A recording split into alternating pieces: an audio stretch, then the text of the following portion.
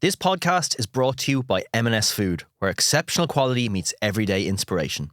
At M&S, they believe great food starts with great ingredients, from expertly sourced fresh produce from Ireland and around the world to chef-created dishes that make every meal feel special. So when they say this is not just food, they mean it. As a chef, I've always loved the M&S approach to food, from the sourcing to the standards. It's the kind of attention to detail that really matters in a kitchen.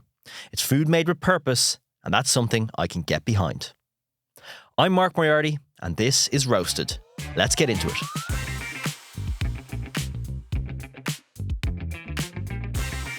Welcome to Roasted with myself, Mark Moriarty, where I chat with notable people about their lives through the wonderful world of food and drink. Now, sitting in front of me is this week's guest. He is an award-winning actor, writer, director with a wide and varied body of work spanning the last 25 years. Merciful hour. I wrote this. Very good. Rising to prominence for his role in the acclaimed Bachelor's Walk in the early noughties. He's also appeared in a number of films and series, and I went through the massive list and I picked out the ones that jumped out to me. So they include The Good Wife on CBS in the US, the BAFTA award-winning Roy, Moon Boy on Sky TV, and Lockerbie alongside Colin Firth. Alongside this, he's also two wildly contrasting books to his name: the crime thriller Watching Over You and the cookery book Simply Simon's. Simon Delaney, welcome to Roasted. Yeah, they couldn't be more different, could they? They're pretty out there, no? Cookbook to fiction. Some people would say the cookbook is a work of fiction.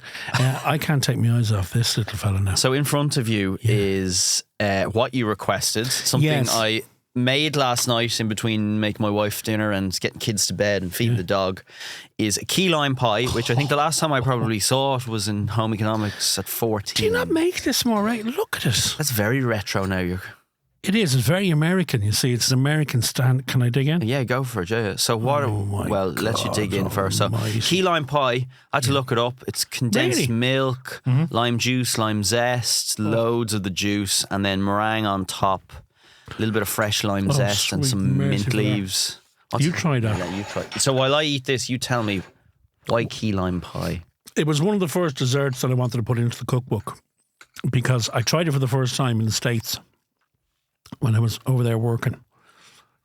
And that's the whole ethos of the cookbook. It was a diner cookbook because I'd spent so much time living over there. And you're there on your own. So you're eating out. I love going to diners because you do great people watching in there, you know. And I saw somebody eating this at a table near me and wondered what it was. I asked the waitress, key lime pie, and I had it. And it's my favourite dessert. So simple. I don't do it with meringue. You see, you complicated your life. Well, I know I did the base last night and I got up at 6:30 this morning to do the meringue for you. Did you? Yeah. Very Commitment good. to the cause. I just use fresh cream. Okay. And then I shave a bit of chocolate on it. But apart from that, it's perfect. Yeah, it's tasty. It's beautiful, isn't it? But it's light. I could only eat 12 of them. So you spent a bit of time in the US that inspired the cookbook. Yeah, well, when I was asked to do the cookbook after I did MasterChef, I was thinking, well, what kind of cookbook could I write? I love Italian foods. I cook a lot of Italian foods. Don't cook a lot of Asian food. So I was thinking, what kind of food do I make? And I'm not a chef, never professed or proclaimed to be a chef. I think it's insulting to call yourself a chef because you guys have gone and done the training, got your qualifications. You are chefs. I'm a cook, a home cook. And I thought, well, I cook home comfort food because I cook for my kids and my wife. I thought, well, that's what I'll do. And as I started compiling recipes, I thought these are all American. And of course, obviously, being over there for so long influenced me. So I did the cookbook out like a diner menu. So it had appetizers, breakfast sandwiches, entrees, desserts, and cocktails. So it was a full diner menu. But each dish that was in it then, I had a story associated with, like the story with the key lime pie or whatever the dish was. The first time I ate it in America, what I was doing while I was there, why was I there in America at the time. And it just sort of came together. So I did 80 odd recipes. And a very good friend of mine, Neil Kearns, who's the head chef in the Aviva, he was in the Castleknock Hotel at the time. He was kind of my food mentor through MasterChef. He's a good pal of mine. And he helped me put everything together and, arranged, because of course then I realised you have to do food photography. It's a big job, cookbook. Merciful hour. A lot of words in there, like a lot of stories in there, because each recipe has a story. And just testing the recipes, sending them out to friends and families to get them to test them and change and things, and then putting the whole thing together. I had a great publisher in Scotland, Black and White Publishing in Scotland, and they had a great team. And then it came out, and that was that. So at the back of that, then I started doing sort of food festivals and cooking demos, because I was cooking a bit on Ireland AM at the time.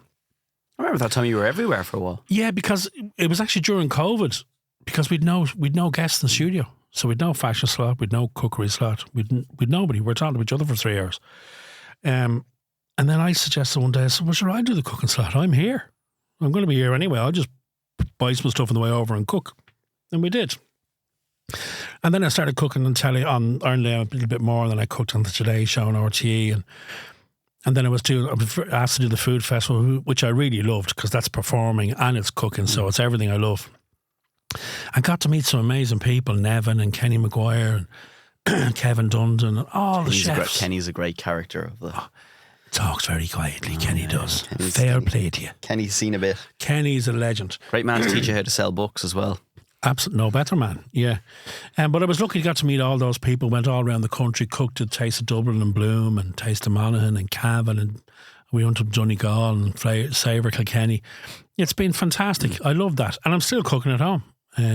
Still cooking every day for the kids. Now we'll come back to the cooking, but what do you describe, if I was to ask Simon Delaney, what's your job description? Yeah, I would say I'm self-employed, because that covers a multitude. I'm a part-time worker in RTE. I have a part-time contract in there. I work 1 day a week in there doing the radio show, which I adore. But I'm self-employed, and I'm a self-employed actor primarily, and that's stage and screen. I direct as well. I'm a writer. I had my debut novel out, as you mentioned it, last year, and the cookbook. But I do 100 other different things: podcasting, radio, commercial. You have to do everything. Because the reality of it is that if I was to try and survive on the wages that I'd earn as a theatre actor, I'd be living under a bridge. Really? Yeah, absolutely. Absolutely. And on the flip side, if I was to, try and live off the money I earned as a television and film actor in Ireland, you'd be in trouble.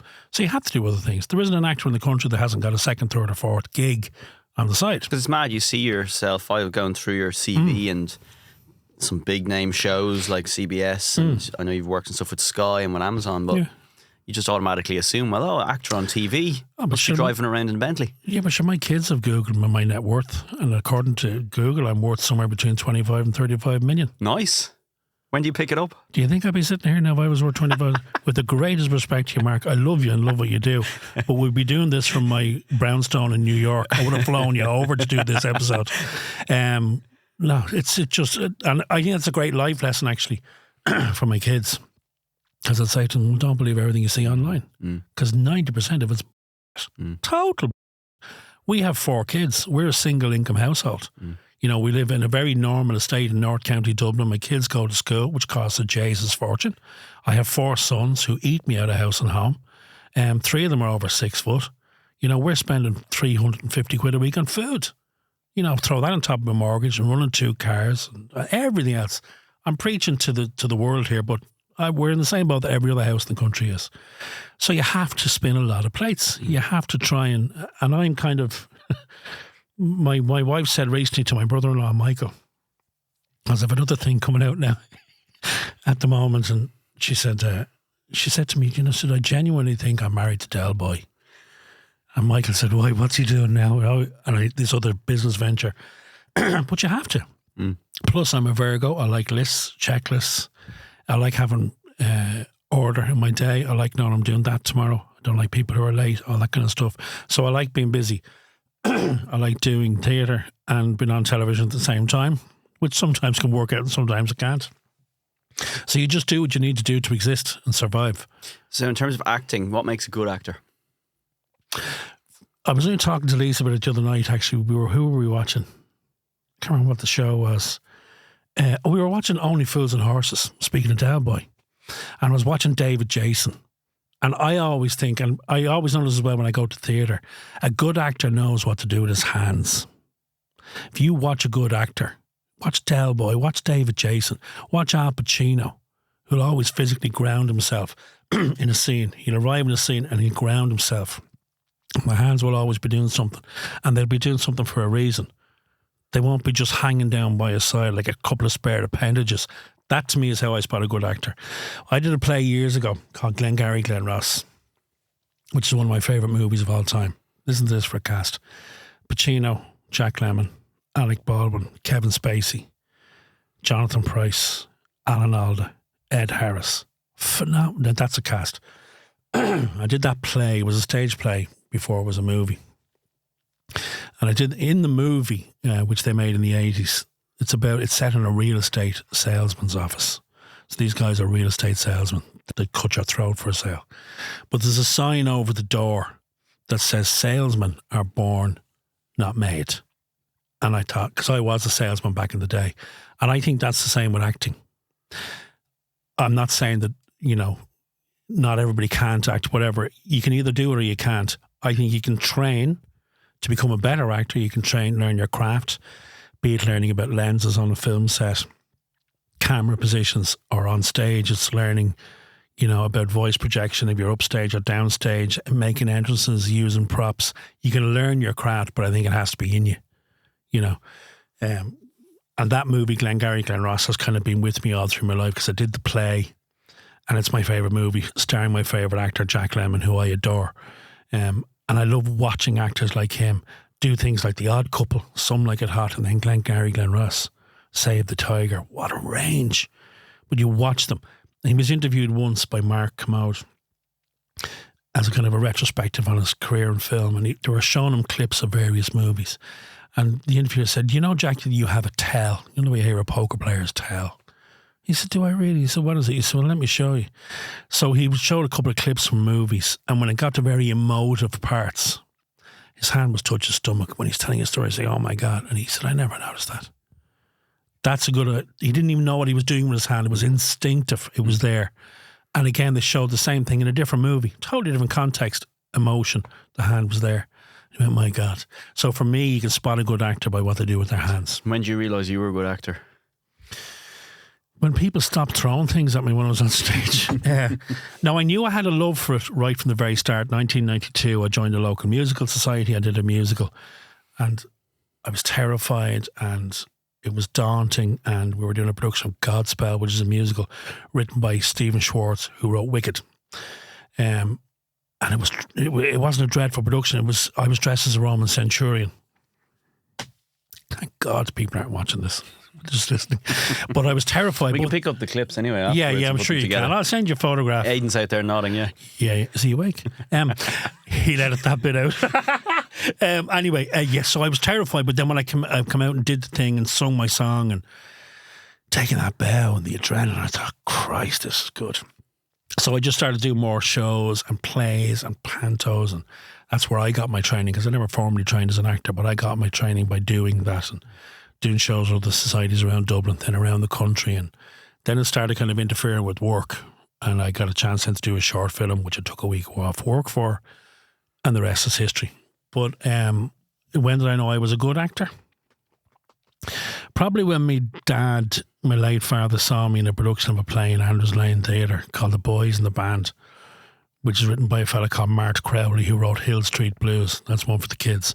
And it was a very emotive play about a story about 9 gay men in an apartment in Manhattan in the 1970s. One of them's having his 30th birthday party. He invites all his friends, and stories start coming out and bitchiness, and it's a great play. And I played the lead in that. And that night when my dad came home, my dad, who was in showbiz, said, he told me that, he said, that was great. You were great. And I thought, well, that's it. I must be able to do it. So that's kind of when I thought, all right, I'm going to have a go at this.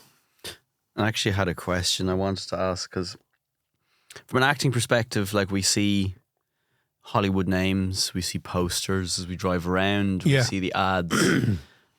But what do actors measure themselves on? Is it awards? Is it money? Is it being on a billboard? For me, it's consistency of work. Every actor who starts out, all they want to do is act, and all they want to do is work consistently. And that's becoming more and more difficult. It's been difficult since the days of yore, since the days of Shakespeare, but it's very difficult now for many, many, many different reasons. But all any actor wants to do is work consistently. And then, yes, you want to be doing good work. When I say good work, that means decent scripts, working with good directors, good producers, And that's all you want to do. It's different here in Ireland than it is in the US. When US actors aren't working, you know, most of them can live off their residuals. They get paid residuals. So they'll do an episode of The Good Wife. They'll do an episode of Frasier, an episode of Band of Brothers, an episode of whatever. Over the space of a year, 3 or 4 or 5 gigs. That will sustain them, you know, while they're not working. We don't get that here. So when you're not working, you get nothing. When you do a job here in Ireland, you're bought out in perpetuity. So until the day you die, they can use that program to show as many times as they want, and you get bupkis. Nothing. So that's why we have to do other stuff. Do you know what I mean? So I don't think any actor ever sets out wanting to be famous, wanting to be rich. Jim Carrey's probably the notable exception. Wrote himself a post-dated check for $1 million starting out and then cashed it X many years later. But that's belief. That's not, I want to be rich. That's giving himself, I'm going to get there. I'm going to get to this level so I can earn that. Any actor I know just wants to work consistently and do good work. So how then do you get from the stage in Andrews Lane to working on productions with Sky and CBS in the US? And total luck and timing. Can't be all luck. No, now. It's not all luck, but talent. You have to be able to do the gig. Okay, but if you've got a good enough agent, you're going to be in the right room. So in other words, you and I would never be going for the same role. Never. We shouldn't be, because you're 20 years younger than me. You've got different hair colour. So we're both going to, if they're casting Prince Harry and I'm called up for it, my agent's a guy. You're Charles. Oh, thank you. Well, you could have said Camilla. I'd probably fit into the dress better. But so a good agent is necessary. They've got to put you in the right room. Yeah.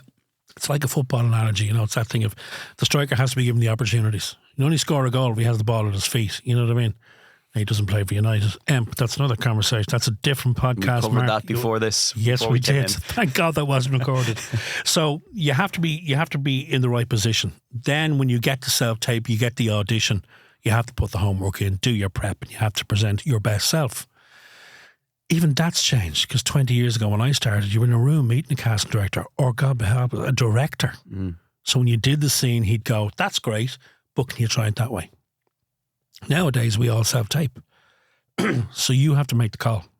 And you're either going to be honest, or you're not what they're looking for. You're not getting that. That's brilliant.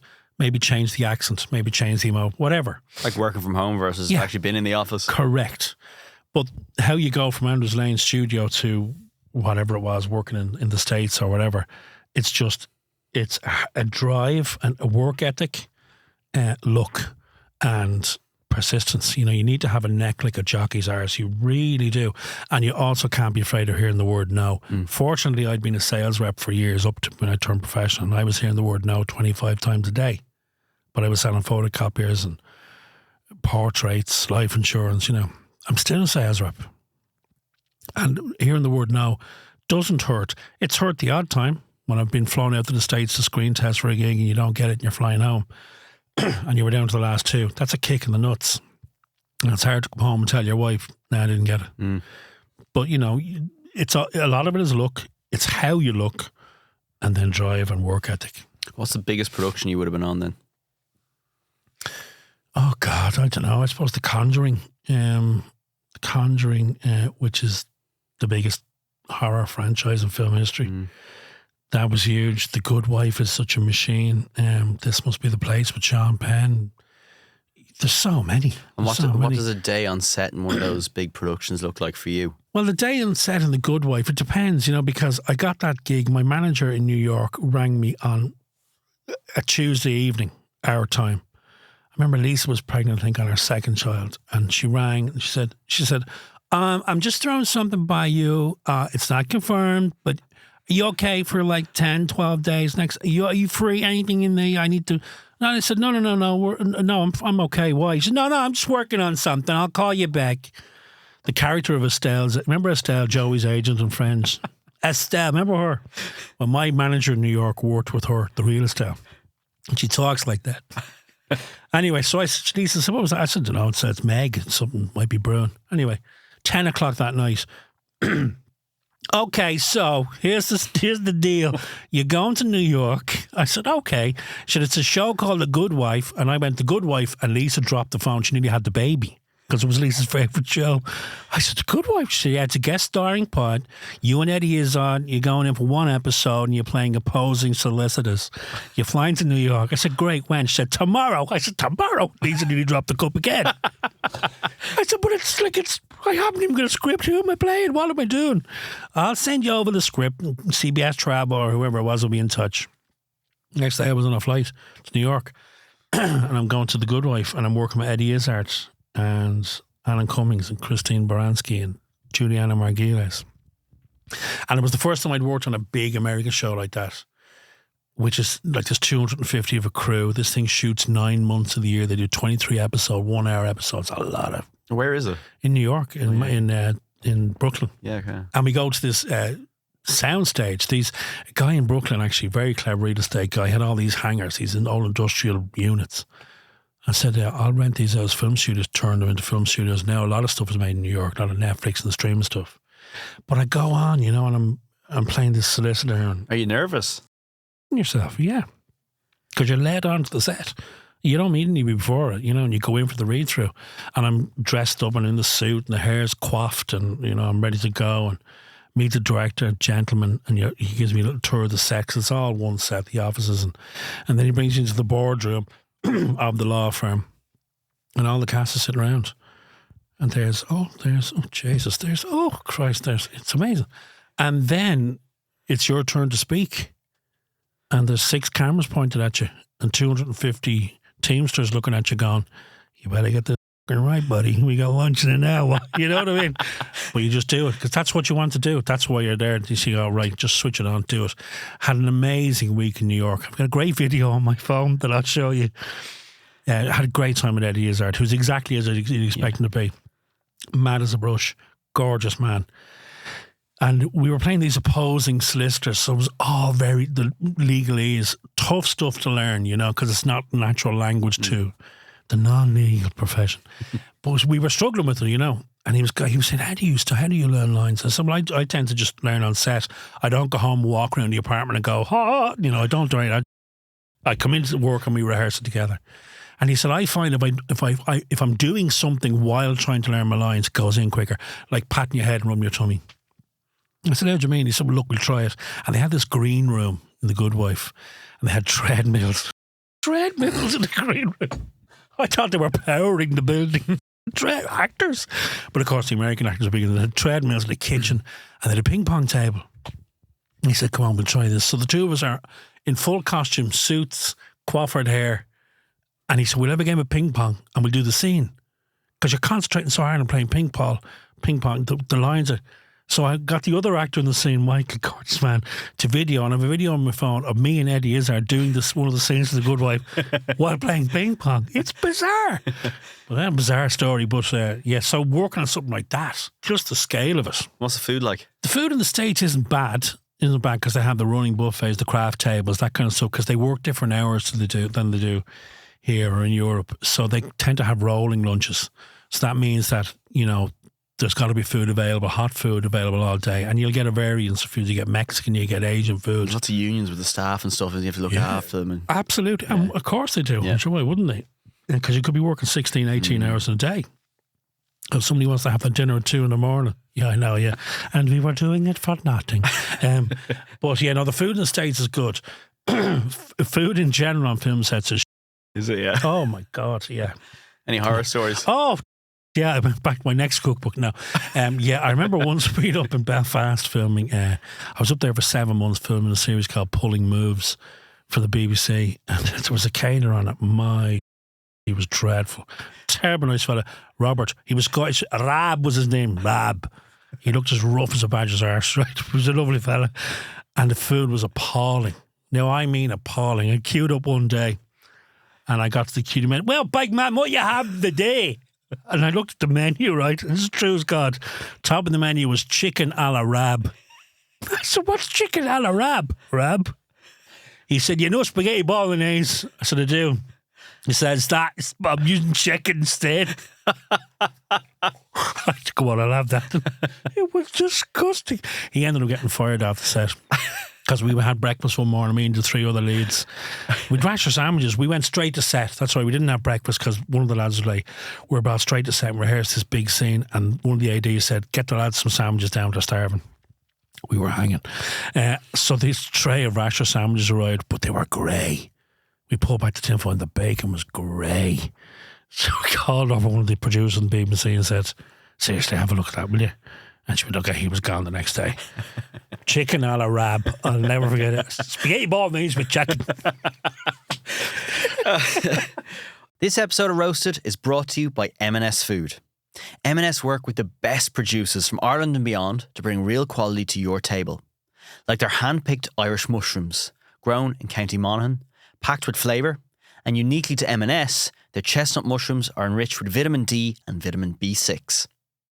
Oh, well, on food, so obviously food is huge, and I've seen it and followed you for years. But what was food like as a kid growing up? What would you be having for dinner? Very good, very plain, straightforward dinners. My mum, God be good to her, was a great cook. My father, my father never ate spaghetti or rice. Not that foreign food. Not that foreign muck. He'd have lap of mutton. Yeah, which is gorgeous. And then my father's favourite, curried lap of mutton. And then the next day, cold curried lap of mutton sandwiches. How am I the size that I am? My dad wasn't a very adventurous eater, but my mum was a great cook. Great baker as well. Great apple tarts and great birthday cakes and Christmas cakes. Used to make her Christmas cake start in September, And they did her own marzipan thing and the icing and that. Beautiful. So she was a great cook. And we had next door neighbours. I lived in Kempenreany. We had a 3-bed terrace house, and our neighbours next door to us was the Cullens, wonderful family, Betty and Tony Cullen. They had a farm down in Roundwood. The Darcys was the mother's maiden name, and every weekend they would go down to the mother and they would help in the farm, and all the kids were down helping the farm. But every Sunday night, I remember, I'd be standing in the kitchen with my mum. And I'd be standing beside her, she'd be looking at the window, she'd going, wait, watch. And the next thing you see a plastic bag coming over the garden wall on a Sunday night. So it was meat from the farm. Now, you didn't know what was in it. And I'd be sent out like a little dog to fetch it. And that would determine then the dinners for the next couple of days. They were great. They looked after us really well like that. So very simple food, but great food. And I've great food memories of my mum. She was a great cook. And I think I learned how to cook from her. I don't know. I mean, I mentioned the cookbook that, I did spend a lot of time beside her in the kitchen. I don't think that was because I was trying to learn. I think it was because I was just hungry, So I think I learned through osmosis maybe from her, but she was a great cook. But my dad was brutal. Boiled egg was the extent of it. That was it. In researching for this and going through some stuff last night, you speak very highly of your parents in a lot of things. They obviously had a massive impression on you. Yeah, huge. Yeah. And I lost them both very young. Yeah. Like I was only 18 when my mum died. She was only 50. She went in to have her gallbladder taken out. She had gallstones, and 3 weeks later she was dead, pancreatic cancer. I was just turned 19. Staggering. 3 weeks before Christmas. And I was attached to my mother. I was clung on to my mother's apron strings when I was a boy, because I was our first boy. And then my dad died 6 years later playing golf. He was out playing golf up in RD and bent down to Marcus Ball on the 17th green. Game over. And my brother was away working in Germany at the time, so there was only me and my sisters at home. That was a horrendous time in my life. So at 26, they were both gone. And my dad was in showbiz back in the day. He was in the show bands. Played clarinet, saxophone, and was a singer. And he wanted to do it really for a living. He was a printer by trade, but of course it wasn't a steady business, but they gigged every weekend around the country. They did, the story goes, there was a band called the Rebel Show Band. The story goes that they played with Sinatra one night in New York. They did a 6-week residency in a place called the Hayes Hotel in New York, which is now long since gone. And the story goes that Sinatra, one of Sinatra's drinking haunts, was about 2 bars down, and one night he came in while the boys were playing and he got up and did a number with them. Whether it's true or not, I don't care. My father told that story, and other members of the band told that story, and it's amazing. I was in Trim recently with the Irish Philharmonic Orchestra doing this movie, music from movies. Braveheart, and Mel Gibson was there. But 2 of the members of the band were in the Dublin Concert Band as well. And that was a band that my father was in, my uncle was in, my grandfather was in. I'm still meeting people connected to my dad 40 years later, you know.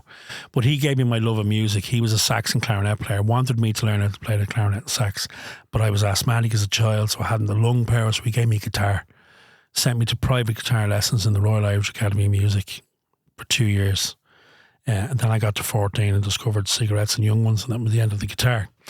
So, but he gave me my passion for the Great American Songbook, for Sinatra, for the crooners, and just an appreciation of music. And I remember his band were played once on Radio 1. And my mother was in the kitchen, she fell over, you know. I don't know who played them. They were doing a version of Blue Spanish Eyes by Al Martino. So all that music is because of them. And then my mum never saw me act at all, even as an amateur. Never saw any of that. But my dad saw the beginnings of my amateur career doing musicals and plays, but they never saw me do anything professionally. They didn't see my West End debut. They didn't see me in the Gaiety, the Opera House in Belfast. They haven't seen anything. And that grows with you. But actually what grows with you is they didn't see any of their grandchildren. They didn't see me and my brother get married. They missed all those events. And my boys have missed that. That's what really sticks in your throat. But look, you know. How did you change? Oh, I changed. I did change, yeah. I did. I am a very shy person. I'm a private person. And I was very shy growing up. I had very few friends, a couple of great pals. And one of them is still one of my best mates. I went to school with him, Paddy. But I remember after my mum died, my mother died on the same day that a guy walked into a McDonald's in Toronto and shot 12 people dead. And I remember when I was getting married and the priest came to the house, Paddy Rush, who was a gentleman. I said to him, Paddy, I can't square that. Why was that man left alive? Why is my mother dead? You know, I don't get that. She never did anything. And of course he couldn't explain it and whatever. But I struggled with it for years and the grief and it's still there. Like I was coming in on the train today to this and I was listening to my music and Sweet 16 came on, the Fury Brothers. It was the first song I learned to play the guitar. My master was like, roaring crying in the train. People must think you're a god. But you don't know what people are going through, what they're thinking about. Music does that as well. I love it. But it did change me because I certainly was given my father's work ethic. My father worked hard. He was a printer and he was gigging. That's where I get it from. And then my mum raised 4 kids on a printer's wages, you know. So I definitely got my work ethic from them, my passion for music and my love of show business. And I have a cousin, Niall Buggy, one of Ireland's finest actors, 2-time Olivier Award-winning actor, trained to the feet of Siobhan McKenna in the Abbey Theatre. He's in his mid-70s now. And I did my first ever time on a film set was with him doing a short film. But he was a great influence for me from when we were kids. I remember the day of my mum's funeral, sitting at the end of the stairs crying. And all the coats and the hats were piled on top of the banisters at the bottom of the stairs. And Niall came out, he had a few jars in them. And of course he saw I was struggling and he just started taking coats off the banisters and hats and doing a character. And then he put that one down, put that hat on. He blew me away. So yeah, did it change? But I suppose it did, yeah. It did. It certainly made me appreciate what you have around you an awful lot more. And it kind of makes you want to be here longer for your own gang then, you know what I mean? But it does change you. 44 kids. 4 boys. 4 boys. I know, yeah.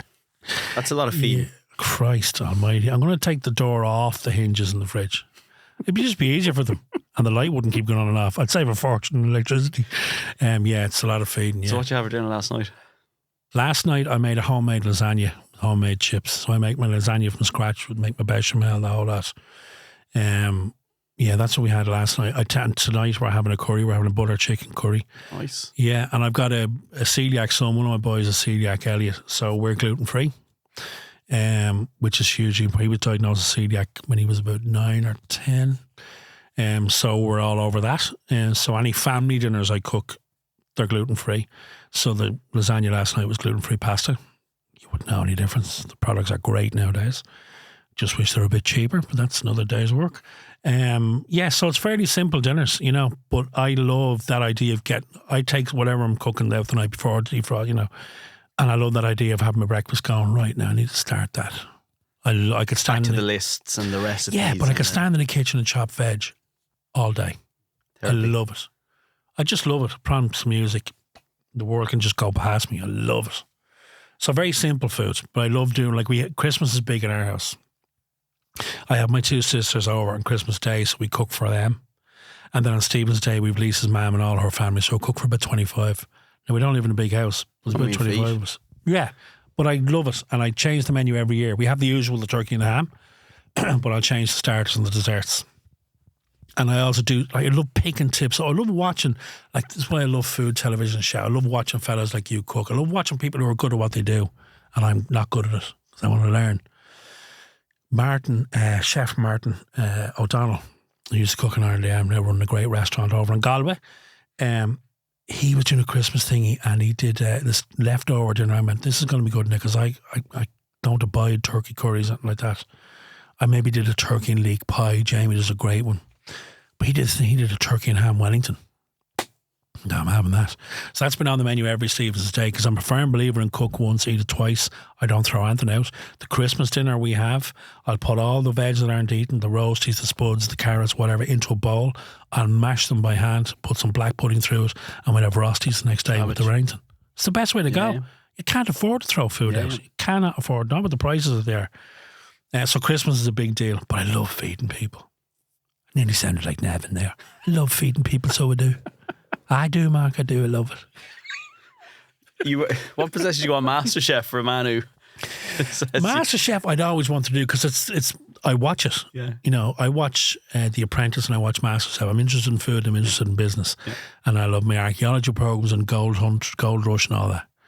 And I'd been asked for years to do MasterChef, but I just had never had a window to do it. I hadn't got time. And was asked to do it anyway. I just said yes and did it. My God, what a journey. So Master, we all see MasterChef and we've seen how it works on screen. Yeah. What's it actually like being there? Pandemonium and panic and nerves, and some people can't make toast. Like Oisin McConville was in it, and he said, I can't kick anything. I was growing up with my mammy, and then I got married to my wife, and but he got to the final. Because he developed and learned. It was amazing. Cooked in Pied à Terre in London in the semi-final. How was that? Oh, it was amazing. Into the lines for so many reasons. Andy was great. The chef was great.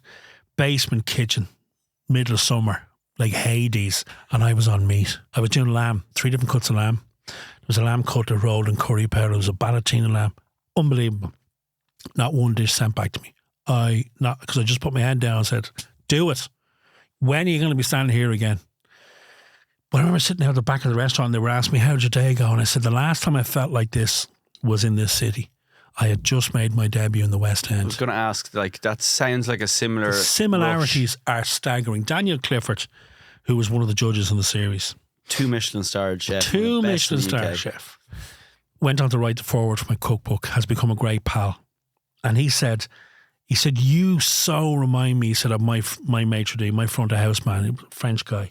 I said, why? He said, because no matter what has happened during the day, the week before I started filming MasterChef, my wife had just given birth to her 4th child, and then she broke her leg. She was in a locked brace from her hip to her ankle for 6 months, and I was doing MasterChef. He said, no matter what's happened during your day, when you come in here, lights are on, bang, go. He said, that's the same in the restaurant. Nobody gives a shit about what your day was like. And it's so similar to show business and theatre, particularly at that level of Michelin star and West End, because that's the level you have to produce every night. No excuses. That's the plate I want. That's the show I want. They do when you're rehearsing a show for London, it gets to a point in rehearsals and the director will say, that's it, the show is frozen. So that's the show I want. Don't be adding. Don't be taking away. That's the show I want. It's the exact same in the restaurant. That level, every night, don't care what your day's been like. That's what you're here to do. And that's the attitude I've taken. I remember he was blown away by, that day, the semi-final. We were in bits. I didn't take a break. The other semi-finalists took lunch. I never even noticed it. I just kept going. At one point, Andy said, thought you were going to clean me. You'd done your he said, immaculate. Every dish, bang, bang, bang. And I remember my book launch about a year later. Then Daniel came over for the book launch, and Anna Daly hosted, gorgeous Anna. And he said, if I had his work ethic, I'd have had my 3rd Michelin star years ago. I was like, wow, Daniel Clifford. Yeah, so MasterChef, again, life-changing, because it sent me down the food route. So you've done lots since. Yeah, I did a lot of the food festivals, had a food venture, had a food truck down in Kildare Village, which went down as well as a fart in a spacesuit. Well, no, the food went down great, but I made a lot of mistakes. Hands up, I lost my balls on it. I lost every penny we had. Very tough pill to swallow, but all because of things that I did in terms of the choices I made, whether it was staff, equipment, locate, whatever, all my fault. What was the hardest part you learned of running that food business? You need to be there. I was doing 8 shows a week in the Gate at the time, the Snapper, the world premiere of the Snapper. So that's a little bit of pressure. Oh, and I was also doing breakfast television 4 days a week, live. So on a Saturday morning, I would get up, I would do Ireland AM, I would go into the Gate and do a matinee, and then I'd do a show at night, Saturday night. Sunday morning, I'd do Ireland AM. It was insane. 7 days a week for 27 weeks. I learned so much. You have to take something out of the embers of the fire because it was a storm, financially, everything. But you take all the crap and all the mistakes you made, because the book stops with you, and you fire them into the next one and don't make them again. Alex Ferguson, who I know you love, being a Leeds fan, said one of the main reasons for his success was that he surrounded himself with the right people. You know, get the right fella for that, the right woman for that, the right whatever. Then makes your job easier. That's a lesson I learned in that, because I didn't. Mm-hmm. And that's my fault. So that's fine. I wear that. And we go again. It hasn't stopped you? No. No, it wouldn't. Sure, why would it? If you were to worry about that, if you were to worry about, like, I haven't done an audition in 3 months. Like, if you were to worry about that, you'd never leave the house in the morning. There's a great program I watch called Gold Rush. These are gold miners in Alaska. I love it. And there's one of the crew bosses, Dave Grunin, I think his name is. And the programs are filled with disaster. Every week is a disaster. That breaks down. He's falling off that. There's an avalanche. And at the end of the show, they always go, you never hear the interview. It's always, well, that's just the way, all we can do. And he's a great phrase. He says, all we can do is get up tomorrow morning, put our boots on and go to work. I think that's great. Now, it's very hard to do. I know it is. And listen, I'm in the same boat as most of the houses in the country. We're living paycheck to paycheck. We're watching what we're spending, what we're eating, what we're driving, whatever. You just have to put your boots on and go and give it another lash the next day. Because if you don't, that's it. It's over. What's next? Lots next. A movie, great movie called Blue Moon. Great movie. How conceited of you, Delaney. A great movie. You haven't even seen it. A gorgeous movie called Blue Moon. Salesman. Yeah, that's true. So Ethan Hawke, Margaret Qualley, Bobby Cannavale, Andrew Scott, myself. Great movie called Blue Moon, set in Sardi's restaurant in 1943, 14th of March, which was the opening night of Oklahoma on Broadway. And the film takes place at the after-show party of Oklahoma, written by Rodgers and Hammerstein. Andrew Scott plays Richard Rodgers, I play Oscar Hammerstein. And it's so bizarre, Mark. The second musical I did in 1993 was Oklahoma. And now I'm playing the guy who wrote it. So that's out. And then Young Sherlock, directed by Guy Ritchie, is out on Amazon. And then there's a few other things bubbling as well. The radio's still going. Still doing the show on radio on RTÉ Lyric, which I love because it's the biggest jukebox in Ireland and I get to press the buttons and play all my favourite music. So that's pure escapism. And another food venture. I know, I must be mad. Go on. So I'm bringing out my own line of dressings, sauces and spice rubs. I said that to somebody recently. They went, of course you are. Yeah, of course you are. So I'm bringing out a line of dressings, like a ranch dressing, a Caesar dressing, a blue cheese dressing, and a barbecue dressing in the old squeezy bottle. So that's for salads or burgers or whatever. And then I've got a couple of heat-to-eat sauces. I'm doing like a cheese and leek, a katsu sauce, a korma, and then a lot of spice rubs. So I'm doing a spice bag rub, a pulled pork rub, a roast chicken rub, and then these gorgeous crispy onions, which you can put anywhere. Just get them in there. You can eat them with on your burger. You can eat them at night, pour them into a bowl, away you go. Lovely. Yeah, so Simply Simon sauces. So that's out now. I must be Mad. But look, I've always wanted to do it. And when I did the food truck, and the food was so well received in Kildare because they were New York deli sandwiches. Because you can cook as well. I've seen stuff. Like, I know you can cook. Yeah. Well, I haven't killed anybody yet. But the sauces were always, geez, the sauce is great, that Reuben, because I made my own Reuben dressing. So we have a Reuben coming out down the line. So we have 11 products in the range at the moment, but that's going to grow because I want to do like my mum's Christmas stuffing. I want to do lots of little things like that. So yeah, it's very exciting. So back into the food business. Yeah, why not? Well, it's nice. You still have that from your mum's side, and you're doing the music the weekend on your dad's side as well. That ties it all back into 100%. Yeah. A couple of quick fires to finish you on. Do it. Most famous person you've ever met? Wow, most famous person I've ever met. God, there's a few now, big names. Sir Michael Caine. That's a good one. Did a film with him and Sir Michael Gambon. Wow. Sean Penn. Will I tell you the quick bizarre story about Sean Penn? Of course. Right. So I'm doing a movie with him called This Must Be the Place. I'm playing his best friend, Jeffrey. Anyway, I've been cast in the movie. This is May or whatever. Movie starts shooting in August. In between May and August, I'm going to the States. I'm going out there to find an agent and a manager. And while I'm out there, Jim Sheridan's over there. And Jim's great for helping Irish actors in the States because he's been there and done it. Went over with nothing. He said, yeah, I'll give you a shout when you're over there. We'll go through your list of meetings and whatever. Anyway, it's great.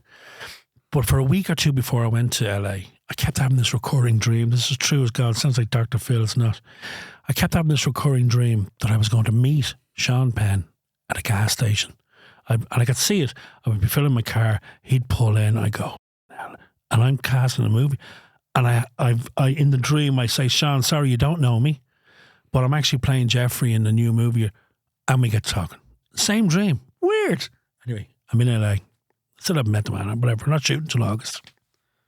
And Jim rings me, do you want to go over the pint? I said, Jake, when we go over the pint? I said, where do you want to go? I said, well, I don't know. I said, you're the local, Jim. I don't know. He said, we'll go to the Chateau Marmont, where, of course, Jim's staying. So up we roll to the Chateau Marmont. We go out into the courtyard, you know, where they shot Entourage, all those scenes in Entourage. I'm sitting there and then going through my list of meetings with Jim, and he's going, yeah, she's great, Dad, don't bother your meeting her. Yeah, go and meet. And he's brilliant. And he says to me, what are you doing at the minute? Are you filming it? And I said, well, funny enough, Jim, I said, I've just been casted. I'm doing a movie when I go back to Ireland in August. He said, what is it? I said, it's a thing called This Must Be the Place with Sean Penn. And as I said, as the word Sean Penn came out of my mouth, Sean Penn walked in to the courtyard. True as Christ. And I went, Jesus, that's Garth. Jim went, what? I said, I've just said his name. Look, there he is. And of course, Jim turned around and goes, Sean, come here. Because of course they know each other. And over comes Sean Penn.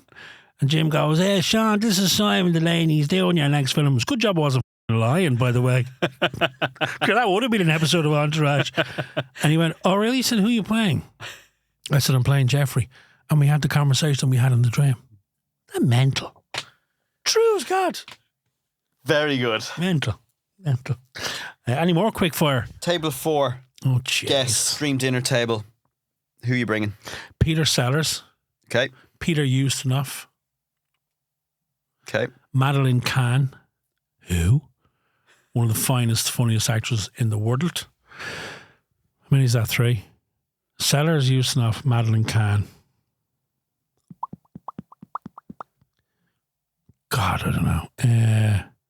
Have to be Sinatra. That'd be a good night, wouldn't it? That'd be a good night. Sellers, Sinatra, Ustinov, and Madeleine Kahn. What are you cooking? What am I cooking? I do my bowl of cuddle. What would I cook for them? Do you want the whole thing or just a dish? 3 courses. Okay. You have me panicked now. Okay, what would I cook them? I'd probably do a main course of like braised lamb shanks or something with a gratin potato, pea puree, maybe with a black pudding or something. Nice. Starter.